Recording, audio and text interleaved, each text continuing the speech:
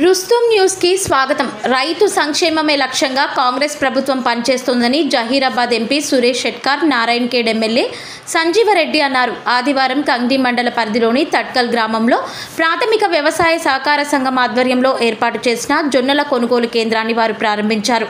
ఈ సందర్భంగా వారు మాట్లాడుతూ గతంలో ఎన్నడూ లేని విధంగా సీఎం రేవంత్ రెడ్డి సారథ్యంలో కాంగ్రెస్ ప్రభుత్వం రైతుల అభివృద్ధికి ఎంతో కృషి చేస్తుందన్నారు. ప్రజలకు ఇచ్చిన 6 గ్యారెంటీల్లో భాగంగా కొత్త రేషన్ కార్డులను త్వరలోనే అందజేయనున్నట్లు వెల్లడించారు. తట్కల్ సొసైటీ ఏర్పాటుకు ప్రతిపాదనలు పంపామని తెలిపారు. నూతన గోదాం నిర్మాణం కోసం చర్యలు తీసుకుంటామని వారు పేర్కొన్నారు. ఈ కార్యక్రమంలో సొసైటీ చైర్మన్ మారత్ రెడ్డి, మండల కాంగ్రెస్ పార్టీ అధ్యక్షులు వై మల్లారెడ్డి, ఏవో హరీష్ పవర్, మాజీ ఎంపీపీ ధామ నాగన్న, మాజీ society vice chairman doctor Hameed, మాజీ మార్కెట్ కమిటీ డైరెక్టర్ పెద్ద మల్లారెడ్డి, మనోహర్, వీరేశం, బ్రహ్మానంద, కృష్ణారెడ్డి, జైపాల్ రెడ్డి, కాంగ్రెస్ పార్టీ కార్యకర్తలు, రైతులు తదితరులు పాల్గొన్నారు.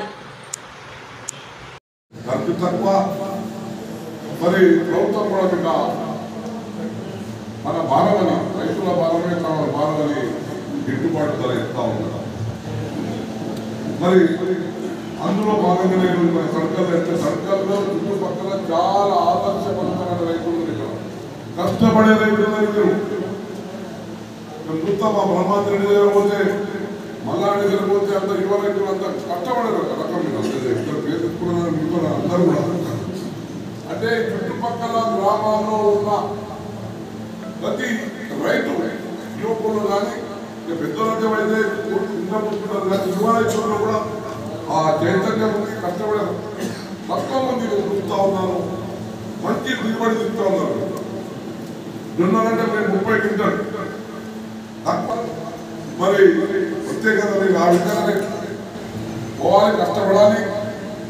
దాంతోపాటు నడక చుట్టుపక్కల చెరువులకు, కుక్కలకు మరి చెప్పిన కార్యక్రమం తప్పకుండా కాంగ్రెస్ రావడం నిధులు తప్పబడకుండా ఒక ఇంకా ఉన్న రైతులు కానీ అన్ని పూర్తి చేస్తామని కూడా మనం చేసుకుంటున్నాం. కాంగ్రెస్ ఉద్దేశం కాదు అంటే 8.5 లక్షల కోట్ల రూపాయలు అప్పు తెచ్చి అప్పు చెప్పబెట్టి కాంగ్రెస్ పెట్టి అదే వాళ్ళంటే వాళ్ళు బంగారం కూడా ఇస్తామయ్యా. కానీ మనం గుర్తున్నారు అన్ని కార్యక్రమాలు ఒకటి చేసుకుంటున్నాం. 2 లక్షల రూపాయలు రుణమాఫీ, 22,000 కోట్ల రూపాయలు ఇచ్చినాం. రైతు బంధు కూడా పడుతుంది. 4 ఎకరాలు పడుతుంది కదా, ఇంకొక 10 ఎకరాలు అందరికీ 10 ఎకరాలు కాదు 20-30 ఎకరాల కూడా రైతు బంధు ఇచ్చే కార్యక్రమం చేస్తున్నాము. ఇప్పుడు ప్రాజెక్ట్ పనులుగా మన అధికారులు కొంచెం డిలే అయింది.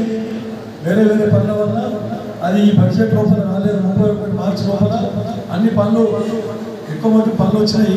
కాకపోతే ఈ చెరువుల పనులు ఏవైతే ఉన్నాయో అవి అట్లే ఉన్నాయి. కాబట్టి అది నెక్స్ట్ మళ్ళీ ఇంకా ఈఎన్సీ టేబుల్ మీద ఉన్నాయి. అది ప్రభుత్వం పోవాలి, ప్రభుత్వంకి వెళ్ళి ఫైనాన్స్ పోవాలి. అయినంత మటుకు దాన్ని కూడా శాంక్షన్ చేసుకునే ప్రయత్నం చేస్తాం. కానీ కొంచెం లేట్ కావచ్చు. కాకపోతే ఖచ్చితంగా అయితే మీరు ఇచ్చిన ఆ రోజే చెప్పారు నాకు, ఖచ్చితంగా అయితే కూడా చెప్తాం. కొంచెం ఆలస్యం కావచ్చు. ఇక ప్యాక్స్ పిఎస్సిఎస్ మనకు కోఆపరేటివ్ సొసైటీ ఇప్పుడు అడుగుతున్నాడు. నాకు అడగక ముందే ప్రతిపాదన పెట్టాను. అడగక ముందే నేను కొత్తగా అవుతున్నాయనగానే తడకలు పెట్టిన తర్వాత నిజాంపేట పెట్టిన, మళ్ళీ మనూరు పెట్టిన. మనూరు సొసైటీ నాగరిగీత పెట్టిన. నాగరిగీత సొసైటీ, నిజాంపేట సొసైటీ, ఈ సొసైటీ 3 పెట్టినారు. అయితే ఒకటి గమనించవలసిన విషయం, వాళ్ళు ఏం డిసిషన్ తీసుకున్నారంటే లాస్ట్ ఉన్న సొసైటీ కింద కొత్త సొసైటీ ఇయ్యమని చెప్పేసి, రికవరీ లేని సొసైటీల కింద కొత్త సొసైటీ ఇయ్యమన్నారు. నేను అడిగితే కంటి రాజసార్, నడకలు రాజసార్, ఆడ నాగరిగీత రాజసార్, నారాయణఖేడ్ కూడా అది కూడా రికవరీ లేదు. కానీ తక్కువ రికవరీ ఉంది. తక్కువ రికవరీ అంటే మెజారిటీ 90% రికవరీ అయింది. 90% రికవరీ అయింది. 90% రికవరీ అయిన తర్వాత ఇంకా 10-20% రికవరీ చేయమని చెప్పినది. అయితే కూడా మాఫీ ఒక ఊరికి 4 కోట్ల అయిందంటే అది నయమా కాదా? అసలుకే మోసం చేసి కథలు చెప్పి మాటలు చెప్పి మరి ఈరోజు మనం ఇంత చేయగా ఇంకా కేసీఆర్ మంచిగా కేసీఆర్ మంచిగా ఉందని కొంతమంది భద్రం పోయారు సోషల్ మీడియా ఇప్పుడు రేపు ఫోన్లో అయిపోయింది. మనం 50,000 ఒక్కొక్కరు జీతం మీడియా మీకు సోషల్ మీడియాలో యూట్యూబ్ ఉంది. యూట్యూబ్లలో ఒక్కొక్క యూట్యూబ్కు మరి నడువై ఏదో ఇట్లనే బ్లాక్మెయిల్ చేసి ఆఫీసర్లో ఏదైనా ఇస్తారు, ఆఫీసర్లకు వేసి పైసలు వస్తుంది. ఇప్పుడు జరుగుతూ ఉన్నాయి. ఇట్లా పెద్ద పెద్ద మీడియా సోదరులు వాళ్ళందరూ కరెక్ట్ వార్తలు రాస్తున్నారు. ఈ చిన్న చిన్న పుస్తకొడుకులాగా యూట్యూబ్ తయారైంది. కేటీఆర్ ఒక్కొక్క యూట్యూబ్కు నెలకు ఒక్కొక్కరికి 50,000 జీతం ఇస్తున్నారు. జీతం ఇచ్చి కాంగ్రెస్ మీద దుఃఖెత్తిపోయాలి, కాంగ్రెస్ మీద అన్ని తప్పు అన్ని కరెక్ట్ చేస్తే కూడా తప్పుడని రాయాలి, అన్ని చూడాలి, మొత్తం అదే ప్రచారం చేసే ప్రయత్నం చేస్తారు. కాబట్టి నేను ఒక విషయం మీకు అడుగుతాను. ఇప్పుడు మన భూపాల్ రెడ్డి గారు ధర్నా చేసిందట రుణమాఫీ కాలేదా, 2 లక్షల రుణం మాఫీ తీసుకోవడం కూడా ధర్నా వస్తున్నారు. ఇక వాళ్ళకి ఏమన్నా చెప్పరాదు. ఇప్పుడు మీటింగ్ పిలుస్తున్నారు, చూద్దాం ఎంతమంది పోతారు మీటింగ్. 2 లక్షల రూపాయలు మా ఫైనల్ ఒక్కరు కూడా పోకూడదని చెప్పేసి మీకు అందరికీ అడుగుతున్నారు. కానీ వాళ్ళు మళ్ళీ అదే ధర్నాలు వాళ్ళ సరిగ్గా కూర్చొని వచ్చిన వాళ్ళు వాళ్ళ ధర్నాలు కూర్చుంటే రాని వాళ్ళ సరిగ్గా ధర్నాలు కూర్చుంటారు. మరి న్యాయం మీకు అడుగుతున్నాను. మళ్ళా మొన్నటికి మొన్న ఉత్తమ్ కుమార్ రెడ్డి గారు ఆలోచించి అందరు రైస్ మిల్లులు బాగుపడుతున్నారు ఈ రీసైక్లింగ్ బియ్యంతో. ఎందుకంటే 60% మంది 70% మంది బియ్యం అవసరం లేకుండా మన కార్డులు ఉన్నాయి కాబట్టి దొడ్డు బియ్యం అమ్మి సన్న బియ్యం కొనుక్కొని తిరిగి అవన్నీ బియ్యం దుకాణాల ద్వారా రైస్ మిల్లులకు పోయింది.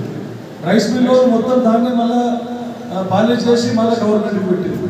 ఇక్కడ మన దగ్గర నేను ఒడ్లు రాలేదు సార్, ఇంకా మన ఒడ్లు ఇంకా కోతలు అవుతా ఉన్నాయి, రాసులు అవుతున్నాయి అంటే కూడా లేదు మీరు స్టార్ట్ చేయండి, వడ్లు ఎప్పుడన్నా రాలేదు.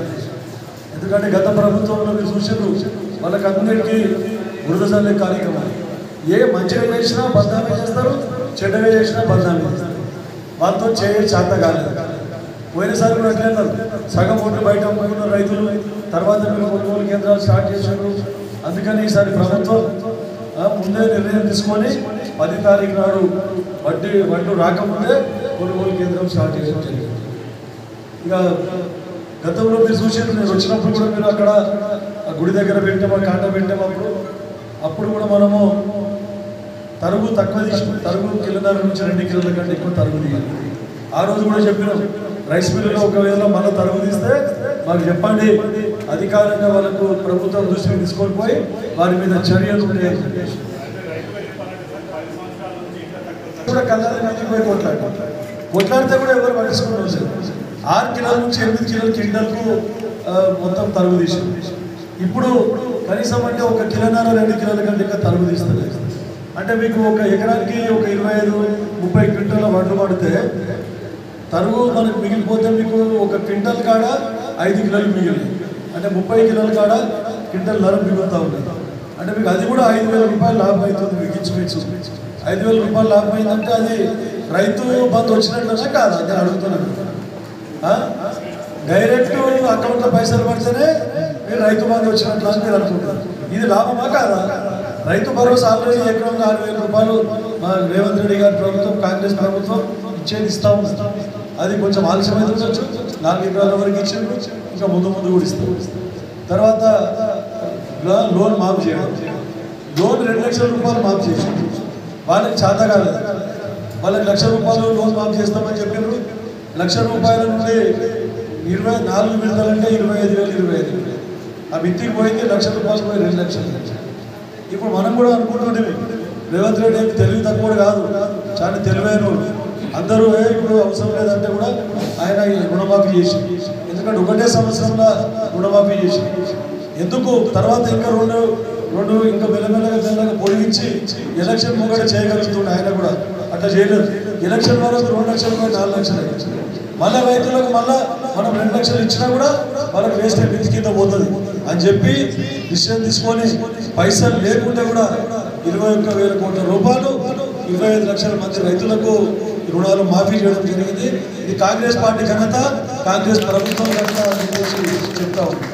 ఎవరైనా మాట్లాడితే టీఆర్ఎస్ వాళ్ళు మీరు జవాబు చెప్పండి, మీరేం చేసింది, మా ప్రభుత్వం ఏం చేసింది అని. లేకుంటే చాలామంది ఏమవుతుందంటే 20% మందికి రాకపోతే వాళ్ళు రానోళ్ళు వదులుతున్నారు, 80% మంది వచ్చిన వాళ్ళు ఏం చెప్తారు. ఎందుకంటే మనం పండించిన పంటను పండియడం ఎంత కష్టమో అంతగానే దాన్ని అమ్ముకోవాల్సినంత అమ్ముకోవడానికి కష్టం చేయాల్సి వస్తుంది. ఎందుకంటే ఎక్కడో మనం పంటలు తీసుకుపోయి ఆ రోజు కాండ కాకపోతే మరి ఆ రోజు ఒక రోజు అక్కడ ఉండి టైం వేస్ట్ చేయడం, అక్కడ ఉన్న పరిస్థితులు మనకు అనుకూలం లేకపోవడం, ఇవన్నీ ఇబ్బందులు చూసి మన గౌరవ ఎమ్మెల్యే గారు మరియు ఎంపీ గారు మన రైతుల మీద దయించి కొనుగోలు కేంద్రం ఇక్కడికి ఇష్టమేదో ఇద్దరు కలిసి రావడం కూడా మా అదృష్టాన్ని సార్. ఎందుకంటే మన మండలంలో ఇట్లా కలిసి రావడము ఒక ఊరికి ఇది మా అదృష్టంగా భావిస్తున్నాం. మాకు కూడా మీకు అడగడానికి కూడా మాకు కొంచెం ఎదుగుతా సార్, మీరు ఏమనుకోవద్దు, ఇది సందర్భమా కాదా కానీ మీ ముందు మేము అడగాల్సినవి కొన్ని ఉన్నాయి సార్. ఇప్పుడు ఏముందంటే మా ఏరియా ఇరిగేషన్ ఏరియా సార్, పంటలు 2 పంటలు పండించే రైతులు ఉన్నారు, అందరూ 100% 2 పంటలు పడతాయి సార్. మాకు ఈ మార్కెట్లు పెట్టడం ఎంత ముఖ్యమో స్థానికంగా గోదాములు కూడా కట్టేయడం కూడా అంతే ముఖ్యమో సార్. ఇది రైతుల డిమాండ్ అని మీరు రైతుల అవసరం కోసం అడుగుతున్నాం సార్.